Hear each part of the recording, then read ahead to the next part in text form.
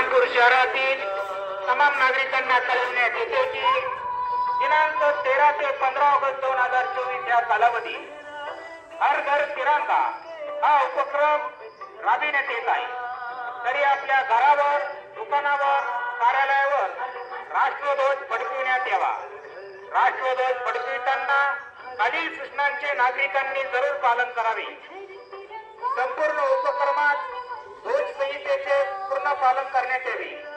ध्वजावर कोणत्याही प्रकारची अक्षरे लिहिता येणार नाहीत।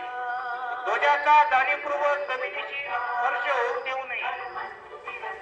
राष्ट्रध्वज स्पष्टपणे दिसेल अशा रीतीने प्रतिष्ठा राखून लावण्यात यावा।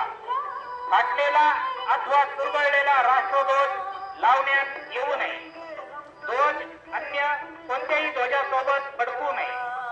दिनांक 15 ऑगस्ट 2024 रोजी सायंकाळी सन्मानपूर्वक उतरून ते व्यवस्थितपणे सन्मानाने जतन करावा।